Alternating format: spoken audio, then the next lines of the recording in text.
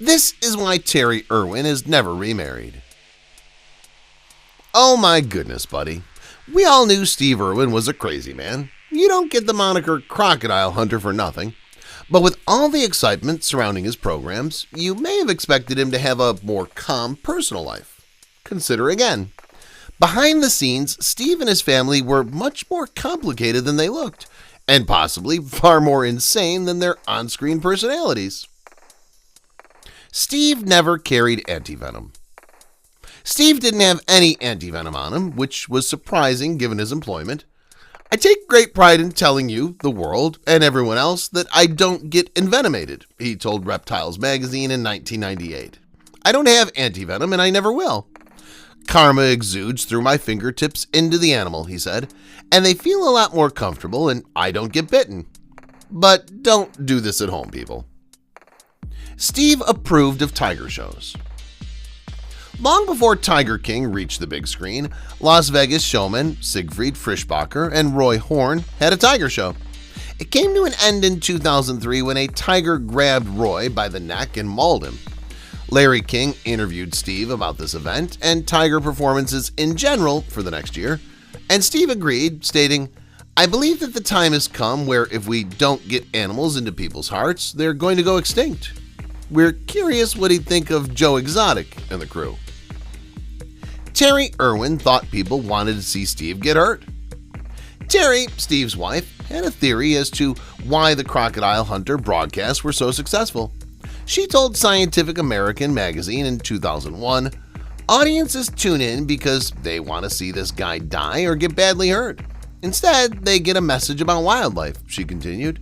"And they notice a person who asks, 'Isn't this rattlesnake lovely? Does anyone else think that?'"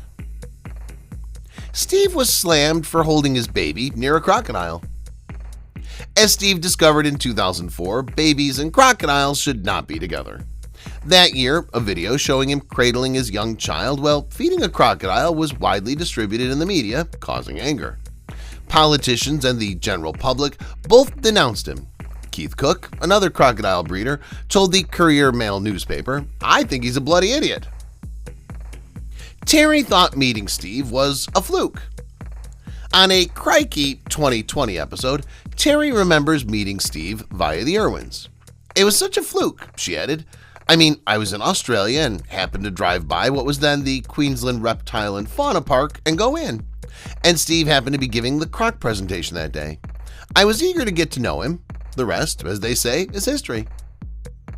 Steve always thought he would die young. Terry made an appearance on ABC's Anne's Brush with Fame in 2018 and disclosed something about Steve. "You know, he never thought he'd live so long," she said. "He always had the feeling that his life would be cut short. I don't believe I'm going to film anymore," he said to me. "I guess I'll simply spend time with my kids." Steve's father turned down a state funeral for him. Following Steve's terrible death, the Australian government considered awarding him a state funeral, but his father, Bob Irwin, said that wasn't what his son would have wanted. Bob told reporters from the Australia Zoo, "He was just an ordinary bloke, and he wants to be remembered as an ordinary bloke." Steve was scared of parrots. It seems strange that a guy who routinely worked with crocodiles would be afraid of parrots, but Steve was. "The only animals I'm not comfortable with are parrots," he told Scientific American magazine in 2001. "But I'm learning on the job. For some reason, parrots must bite me. That's their responsibility. I'm not sure why that is. They've almost ripped my nose off." The Irwins didn't wear wedding rings. Steve and Terry Irwin seemed to be extremely happy together, but they never wore their wedding bands. Why? Well, it turns out there's a very simple explanation for this. They were concerned that doing so would be risky. It might have been terrible if one of the rings got hooked on anything or if an animal ate one. Steve thought Australians found him embarrassing. Steve pondered his image on ABC TV in 2003. He said that the rest of the world was looking at me as this very popular wildlife warrior Australian bloke.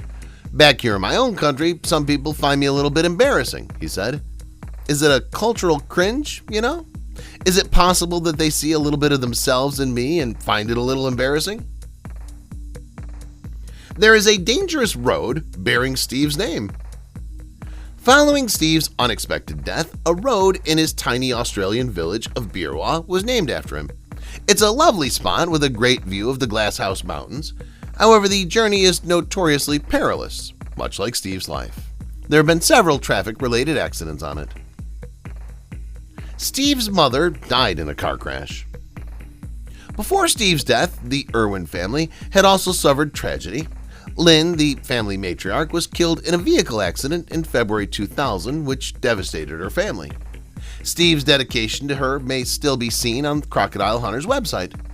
"You are the most beautiful, loving, nurturing, and caring person to ever have blessed this world," he wrote. It still saddens Mindy when she sees footage of Steve. Mindy was just 8 years old when her father died, so she didn't get to spend much time with him. Of course, this makes her quite sad.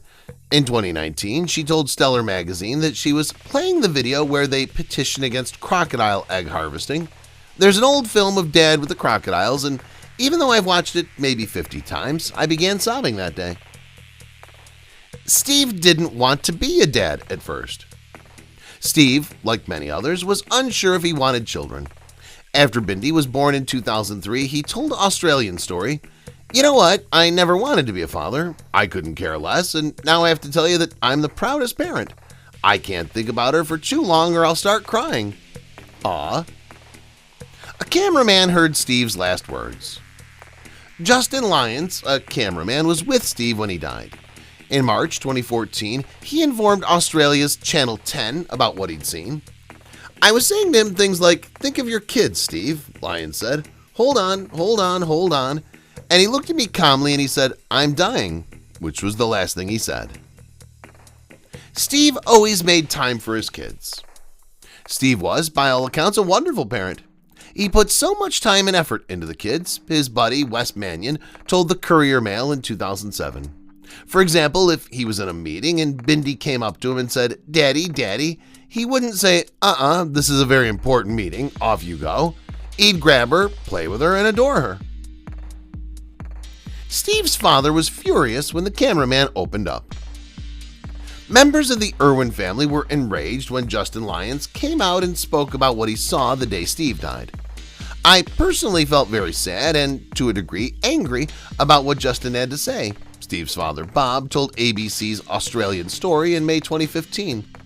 "It didn't help a lot of individuals who were trying to go on with their lives after losing Steve." Steve's death was only the third of its kind in Australia. Steve's death was quite improbable. Stingrays are typically calm and do not assault people, but the thorn that hurt Steve hit him square in the chest, and it was a wound that he couldn't heal. According to reports, this is just the third time a stingray has killed someone in Australia. The Irwins had an unusual honeymoon. Steve and Terry began their new life together after they married, but they didn't do anything that a typical newlywed couple would do. Instead, they set out to save crocodiles in distress, and the video they shot during the adventure became the debut episode of the Crocodile Hunter TV program. All footage of Steve's death was destroyed. Terry was adamant that no film of the disaster would ever see the light of day after her husband died. The Queensland State Police Department examined the footage as part of their investigation, but they later destroyed it. Sometimes films arise online purporting to be missing footage of Steve's death, however they are always forgeries. There is reportedly a rift in the Irwin family. Steve's father, Bob Irwin, is said to have had a falling out with the rest of the family. When Mindy proposed to Chandler Powell in 2019, Bob informed the Courier Mail, "I haven't received an invitation to the wedding, and to be honest, I don't expect to be invited." In 2015, Mindy told New Idea magazine that her grandpa chose to distance himself from everything Dad loved the most. Terry stopped dating after Steve. Terry told People magazine in 2018 that she hasn't dated since Steve died and has no intentions to do so. She claimed to have already had her happily ever after. Rumors have circulated that she found love again, with actor Russell Crowe reportedly being her new partner in 2017, but she has consistently denied such charges. Terry is relieved a crocodile didn't kill Steve. Although Steve's death was a sad tragedy, Terry believes it might have been far worse. Steve would be pleased that at least he wasn't killed by a crocodile, she told You magazine in October 2018. With a rueful grin detected by the interviewer, it would have effectively ended all of his attempts to modify public attitudes towards them.